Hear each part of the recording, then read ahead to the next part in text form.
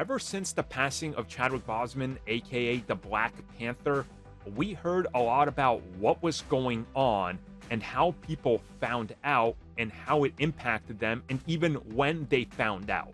But we never heard from Marvel Studios VP Nate Moore, who now reveals some new details in regards to when he found out and when the rest of the Marvel Studios production found out and how they reacted.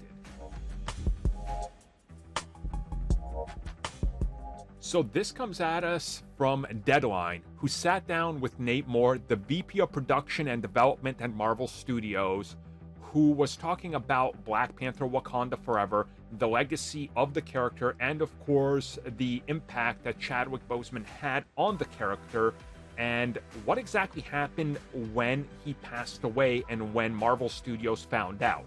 Now, previously, in case you guys forgot or just don't remember or you're new here, Chadwick, even a week before his passing, was showing up to Marvel Studios, still actively working on the character, on developing the sequel, and doing voice work. Literally nobody knew but his wife and a handful of close people that were close to him. Marvel Studios had no idea. And Kevin Feige, the man in charge of Marvel Studios, revealed that he literally found out about his condition and him passing a moment before the press release went live. Like, that's how secretive it was. So Nate Moore reveals that he actually got a phone call when he was walking on the treadmill doing cardio, and they reached out to him the moment they found out, right before the press release went out. And he said he couldn't believe it. He was literally like shocked. Like, he didn't know how to react. And he said the first thing that ran through his mind was, what now? Like, how do I take this in? How does anybody take this in? Because he said on the other side, whoever was calling him to tell him, they were having the same reaction. They were also going, what? Where did this come from? Nobody knew about this?